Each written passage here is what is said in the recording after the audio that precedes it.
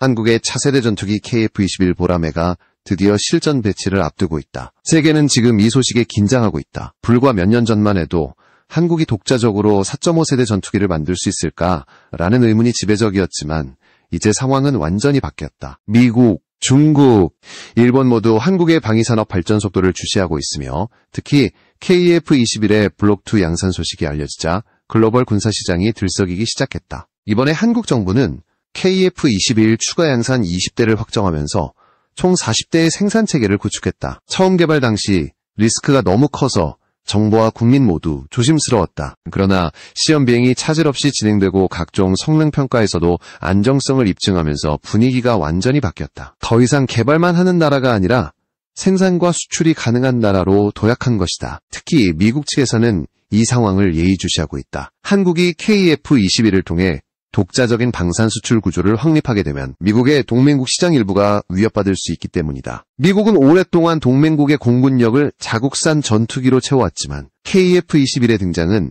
그 질서를 흔드는 변수가 됐다. 반면 중국은 기술적 추격자 입장에서 한국의 빠른 진전에 불안감을 느끼고 있다. 중국이 자랑하던 J-10, J-16 시리즈보다 KF-21의 AESA 레이더 성능과 전자전 대응 능력이 뛰어나다는 평가가 나오면서 동아시아 군비 경쟁은 새로운 국면을 맞고 있다. 이번 추가 생산 결정의 의미는 단순한 숫자 이상의 것이다. 이는 곧 산업 생태계의 안정화를 뜻한다. 초도 생산이 끝나면 협력업체들이 기술과 자본을 투입해 장기적 공급망을 형성하게 된다. 하나에어로스페이스는 약 6천억 원 규모의 엔진 공급 계약을 체결했고 하나시스템은 약 200억 원대의 AESA 레이더 및 핵심 부품을 납품한다. KAI는 조립과 비행체 개발을 맡아 전체 구조를 통합한다. 이 세 축이 맞물리면서 한국은 완전한 전투기 생산 체계를 갖추게 됐다. KF-21의 국산화율은 현재 약 60% 수준이다. 여전히 엔진은 미국산을 사용하지만 레이더, 전자전, 장비 무장 통합 시스템 등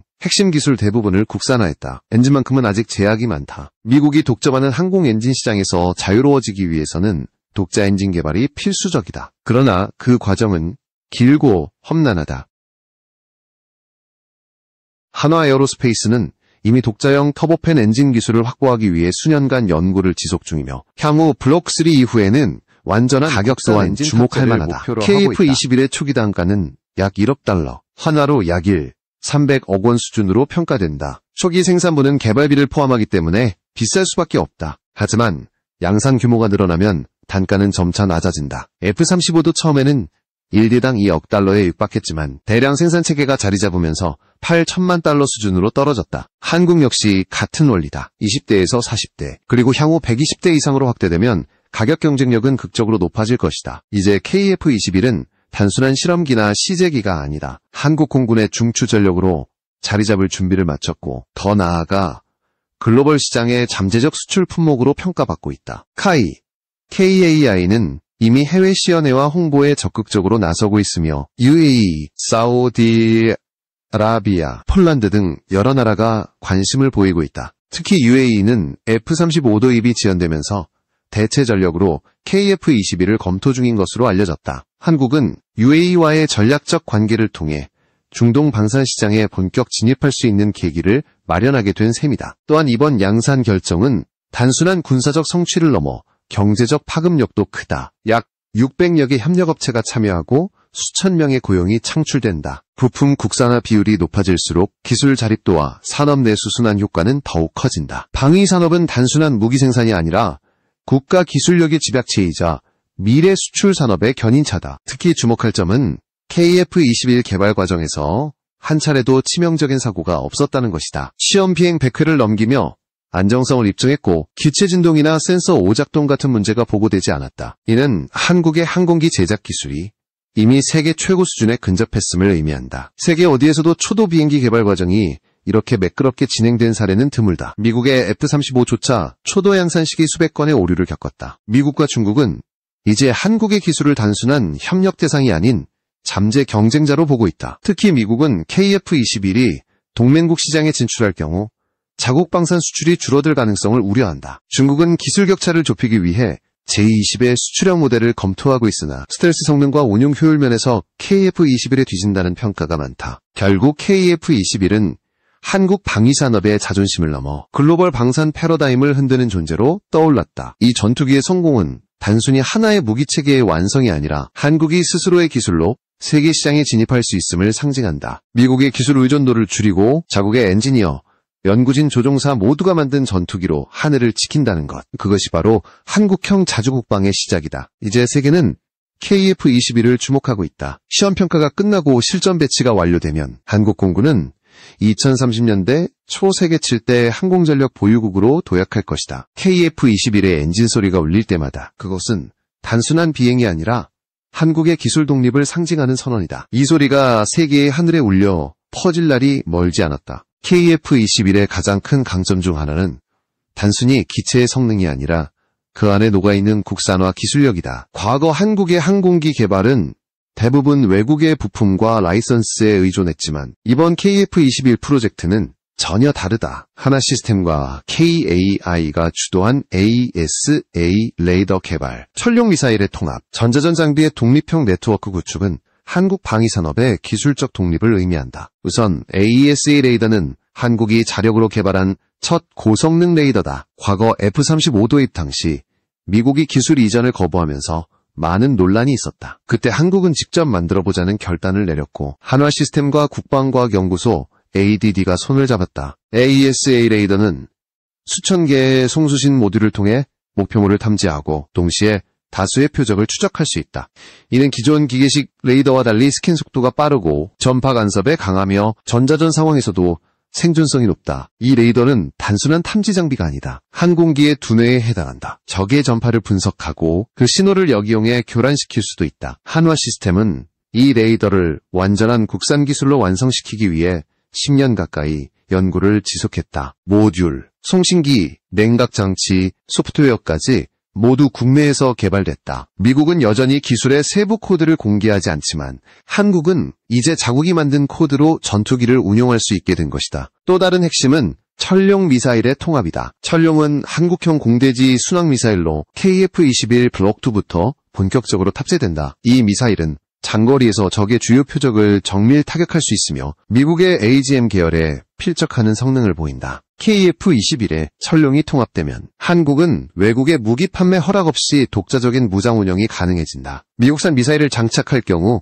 반드시 미 국방부의 허가가 필요하지만 국산 미사일은 그런 제약이 없다. 이는 방위산업 수출에도 결정적인 차이를 만든다. 예를 들어 KF-21을 인도네시아나 UAE에 수출할 때 미국산 무장을 사용할 경우 미국 정부의 수출 통제 규정을 따라야 한다. 그러나 천룡과 AESA, 레이더, 국산 항법 시스템으로 구성된 완전한 패키지를 제공하면 한국은 독자적 수출권을 확보할 수 있다. 이른 바완전 국산형 패키지 수출의 기반이 마련되는 것이다. 이런 이유로 하나 시스템은 단순히 방산업체가 아니라 국가 전략 기술 기업으로 불린다. 전자전 시스템, 표적 추적, 알고리즘, 통신 암호화 기술 등은 모두 한화의 주력 분야다. AESA 레이더와 미사일 연동체계가 완성되면 KF-21은 단순한 전투기가 아니라 하나의 전투 네트워크 허브가 된다. 적의 전파를 감지하고 아군 무인기와 실시간으로 데이터를 교환하며 표적 정보를 공유하는 네트워크, 중심 전투기로 진화하는 것이다. 이 과정에서 KAI는 전체 기체 설계와 소프트웨어 통합을 담당했다. AESA 레이더와 무장 시스템, 전자전 장비를 하나의 비행체에 안정적으로 장착하려면 수많은 시뮬레이션과 실험이 필요했다. 실제 KF-21 시제기에는 30만 개가 넘는 부품이 들어가며 이 중 절반 이상이 국산화됐다. 특히 통합비행제어 소프트웨어는 100% 한국 기술이다. 이는 조종사의 명령을 0.001초 단위로 해석하고 기체의 자세와 엔진 출력을 자동으로 조정하는 핵심 시스템이다. 미국의 F-35 가원패에 초점을 맞췄다면 한국의 KF-21 은유연성 과학장성을 추구했다. 즉 다양한 무장을 자유롭게 탑재하고 전자전 환경에 빠르게 적응할 수 있도록 설계됐다. 이를 위해 카이는 전자파 흡수 도료와 복합 소재를 결합해 스텔스 성능을 강화했고 동시에 무장창을 개방형으로 설계했다. 그래서 KF-21은 단순히 4.5세대 전투기로 분류되지만 실제 성능은 5세대에 근접한다는 평가를 받는다. 이 모든 기술적 진보의 배경에는 기술 주권이라는 목표가 있었다. 한국은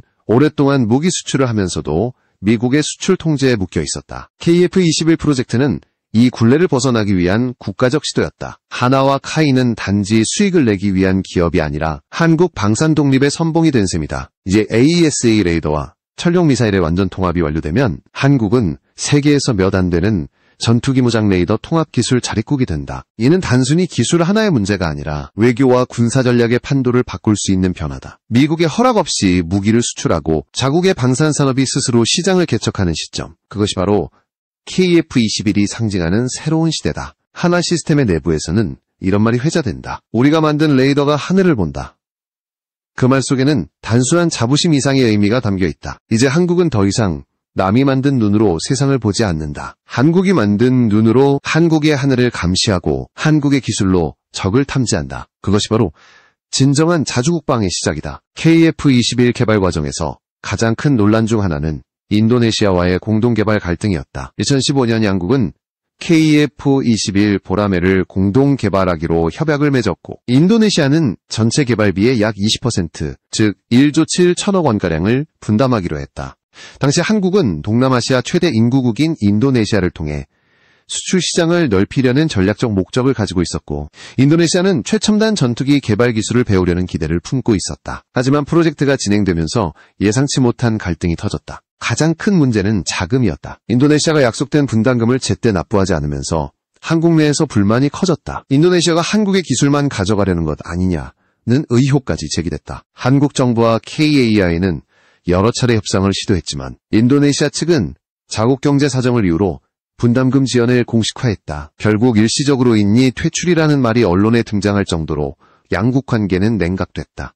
하지만 흥미롭게도 이 갈등은 시간이 지나며 반전의 계기가 되었다. 인도네시아는 2022년 이후 다시 협상 테이블에 복귀했고 분담금 규모를 일부 조정하는 대신 기술 협력 참여를 지속하기로 했다. 최종적으로 분담 비율은 절반가량 줄어든 약 6천억 원 수준으로 재조정되었다. 이는 한국이 인도네시아의 전략적 중요성을 여전히 높이 평가하고 있음을 보여준다. 인도네시아는 인구 2억 8천만 명의 거대 시장이며 남중국해를 둘러싼 지정학적 요충지다. 한국이 인도네시아와의 방산 협력을 유지하려는 이유가 여기에 있다. 더구나 인도네시아는 중국의 남사군도 확장 움직임에 직접적인 위협을 느끼고 있다. 이 때문에 향후 공군력과 해군력을 대폭 강화할 필요가 있다. 한국은 이러한 안보 불안을 기회로 삼았다. KF-21을 중심으로 한 항공 전력 협력뿐만 아니라 K2 전차, K9, 자주포, 잠수함 등 육해공 통합방산 패키지를 제시한 것이다. 한국의 방산 생태계는 이제 단순한 무기 판매를 넘어 통합,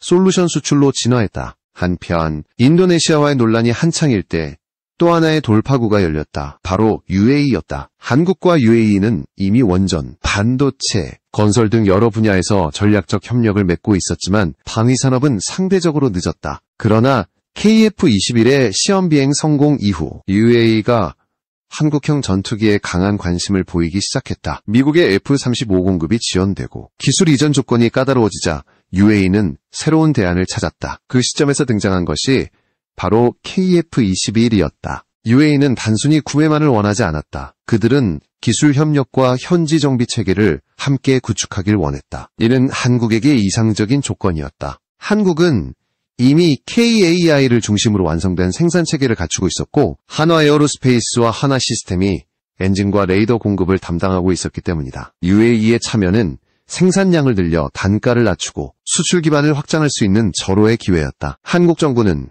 이 기회를 놓치지 않았다. 외교부, 방위사업청, KAI, 하나그룹이 공동 TF를 구성해 본격적인 협상에 들어갔다. 협상 과정에서 UAE는 KF-21 블락2의 시험 데이터를 공유받았고 실제 시연 비행을 참관한 것으로 알려졌다. 비록 정식 계약 발표는 아직 없지만 다수의 방산 관계자들은 UAE와의 협상은 실질적으로 체결 단계에 근접했다고 평가하고 있다. 이처럼 인도네시아의 불안정한 파트너십이 오히려 중동 시장 진출의 발판이 된 셈이다. 한국은 인도네시아와의 신뢰 회복을 추진하면서도 동시에 새로운 수출 시장을 확보했다. UAE뿐만 아니라 사우디아라비아, 카타르 등도 KF-21에 관심을 보이고 있다. 이들 국가는 미국의 방산 정책에 피로감을 느끼고 있으며 자율성과 빠른 납기를 중시한다. 한국은 이런 요구에 부합하는 신흥 강자로 부상했다. 또한 한국형 방산 모델의 가장 큰 매력은 가격 대비 성능이다. KF-21은 F-35보다 저렴하면서도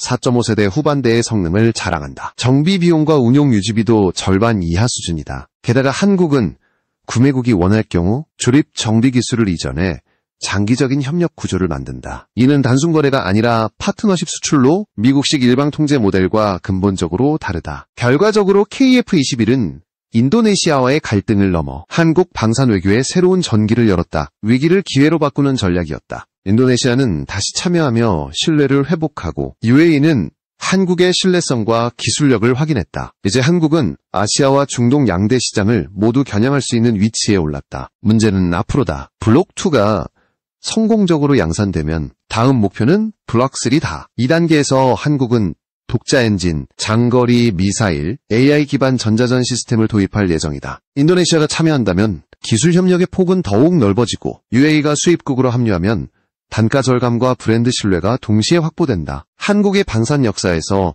이런 구조적 선순환은 처음이다. 과거에는 기술 부족으로 외국산 부품을 수입해야 했고 그 결과 수출 경쟁력이 떨어졌다. 하지만 이제 한국은 개발, 생산, 수출의 전 과정을 주도할 수 있게 되었다. KF-21은 그 중심에 서 있다. 이제 세계는 한국을 더 이상무기 수입국으로 보지 않는다. KF-21의 날개 아래에서 한국은 방산 수출 강국으로 비상하고 있다. 그 시작이 인도네시아와의 불협화음이었고 그 결말은 UAE와의 전략적 제휴였다. 역설적이지만 이 갈등이야말로 한국 방산 자립의 전환점이 된 셈이다. 한국 방위산업이 세계 시장에서 주목받게 된 또 하나의 전환점은 K2 전차와 K9 자주포의 유럽 수출이다. 그 중심에는 폴란드가 있었다. 2022년 러시아의 우크라이나 침공 이후 유럽 각국은 안보 불안에 휩싸였다. 폴란드는 가장 적극적으로 군비 증강에 나섰고 그 과정에서 한국 무기를 선택했다. 그 선택은 단순한 구매 계약이 아니라 유럽 방산 시장의 판도를 뒤집는 결정이었다. 폴란드는 1차 계약으로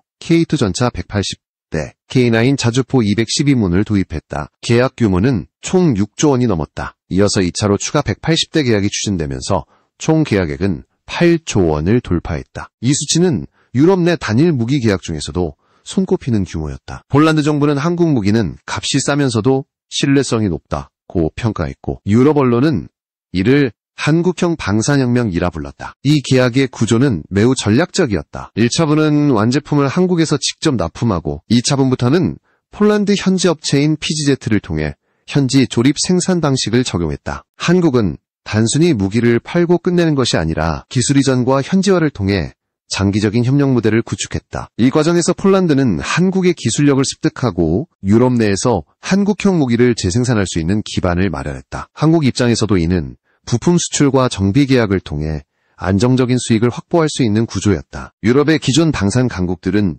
이 상황을 심각하게 받아들였다. 독일, 프랑스, 영국은 오랫동안 유럽 시장을 독점해왔지만 한국의 K2와 K9이 빠르게 진입하자 긴장했다. 프랑스의 마크롱 대통령은 직접 나서 유럽의 무기 자금률을 60% 이상으로 끌어올리자고 선언했다. 유럽연합은 유럽 방위기금 EDF을 만들어 2천억 유로를 투자하겠다고 발표했지만 이미 한국 제품은 폴란드뿐 아니라 루마니아, 슬로바키아, 노르웨이 등 여러 나라로 확산되고 있었다. 특히 폴란드형 K2, 즉 KEPL은 단순한 수출형 모델이 아니다. 지형과 기후가 다른 유럽 환경에 맞춰 개량된 버전이다. 혹한 지역에서도 작동 가능한 엔진 냉각 시스템, 유럽 표준 통신망과 호환되는 전자장비, 나토 표준 탄약 체계까지 완벽히 통합됐다.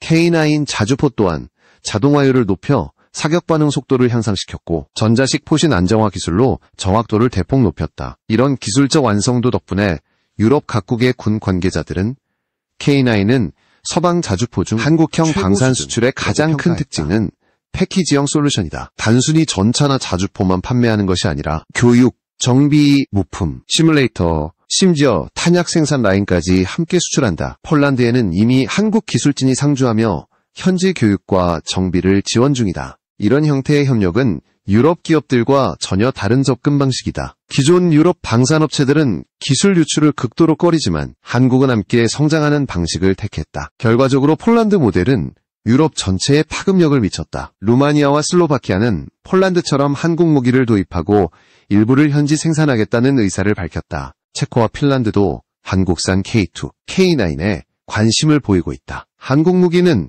유럽에서 가성비 최고라는 별명을 얻었다. 품질은 독일제에 버금가지만 가격은 절반, 납기 속도는 2배다. 이런 성과의 배경에는 한국 방산업체들의 기술 혁신이 있었다. K2 전차는 독일제 레오파르트보다 기동성이 뛰어나고 자동 조준 및 사격 통제 시스템이 탑재되어 있다. K9 자주포는 포탄 사거리 40km 이상, 분당 6발 이상을 발사할 수 있으며 포탄 자동장전 시스템을 통해 전투 효율을 극대화했다. 특히 K9은 우크라이나 전쟁 이후 나토 국가들이 주목한 기동형 포병 체계의 대표 모델로 꼽힌다. 폴란드 수출은 단순히 한국의 매출 증가에 그치지 않았다. 그 계약으로 인해 국내 방산 생태계가 급속히 성장했다. 부품 공급업체만 600곳 이상이 참여했고 수천 명의 신규 일자리가 창출됐다. 이익금의 일부는 다시 연구개발, R&D에 투자되어 K2EX, K9A2 등 차세대 모델 개발로 이어졌다. 즉, 수출이 국내 산업 발전의 선순환 구조를 만든 것이다. 또 하나 중요한 점은 이 성공이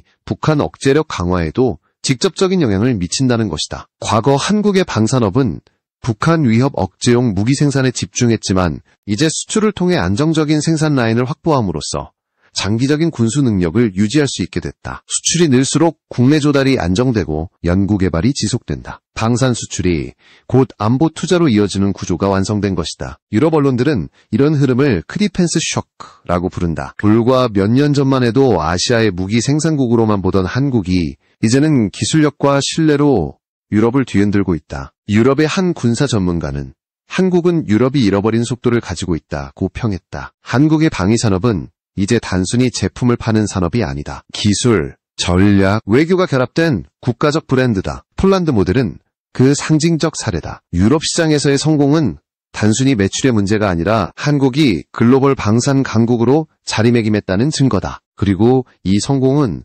앞으로의 더 큰 변화를 예고한다. 유럽에서의 신뢰는 중동과 아시아로 확산되고 육군 중심의 방산 수출은 해군과 공군으로 확대될 것이다. KF-21이 하늘을 지배하고 K2와 K9이 땅을 장악했다면 이제 남은 것은 바다다. 한국 해군의 기술이 전 세계의 주목을 받을